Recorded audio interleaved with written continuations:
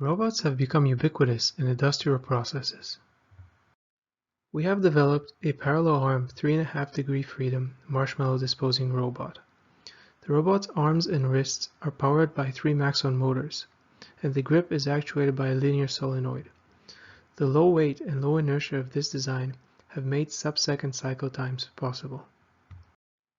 This video shows the robot operating at its full speed. All 3 marshmallows can be discarded in 750 milliseconds. And here it is at 1/10 of its normal speed. The gripper is signaled to close when it is above the marshmallow. The robot shows no overshoot in this point of its trajectory. The marshmallow is then released over the garbage chute located in front of the robot's base, 10 centimeters away from the closest marshmallow. The total cost of the project was estimated to be $1,522, exceeding our planned budget of $1,000. In fact, more than our entire budget was allocated to Maxon drive components. As torque is proportional to current, we were able to minimize power consumption by using Simulation X to observe the acceleration torque exerted at each joint, before choosing the appropriate gearhead and motor combination. An NFET exclusive H-bridge design was produced for the DC motors. Bootstrap circuits accompany the high side FETs to keep the gate source voltage sufficiently above the threshold voltage. Observe that the gate voltage reaches double the supply voltage of 18 volts due to the bootstrapping capacitor. Since accidents can happen like reversing the polarity of the power supply, a reverse polarity protection circuit was included with each motor drive. Observe that no current flows into the H-bridge marked in blue when the power supply is at -18 volts. The 2 PCBs were partitioned into 3 sections: power supply, digital logic, and an H-bridge section to isolate sensitive digital circuitry from noisier analog sections like the MOSFET switches and the bootstrapping circuits. Large copper pores and multi-via arrays reduce the trace impedance to minimize overheating. The PCBs are stacked up on top of each other using standoffs, and an enclosure protects the circuit from external disturbances. Adequate ventilation is provided through holes on the lid and the bottom of the chassis.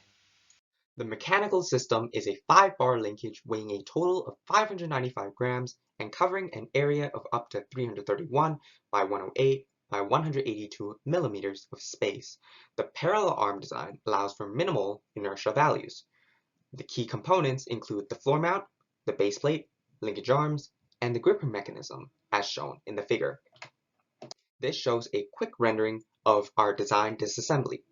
The parts are held together by press fit or fasteners, and a timing belt system is used to remove stress from the motor shaft. All custom parts have no sharp edges, and most are made of 6061 aluminum. Now we will show an exploding view of the gripper.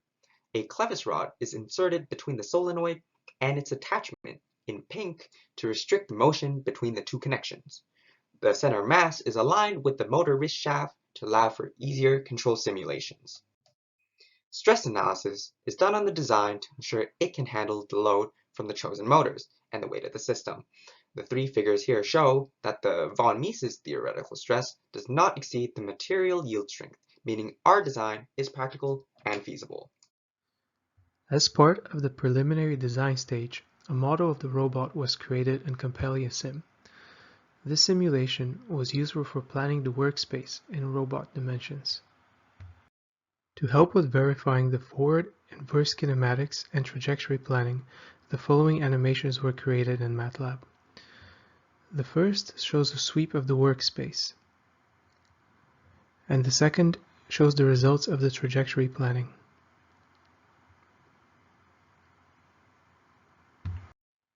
At the final stage of the project, an augmented reality computer vision system was developed.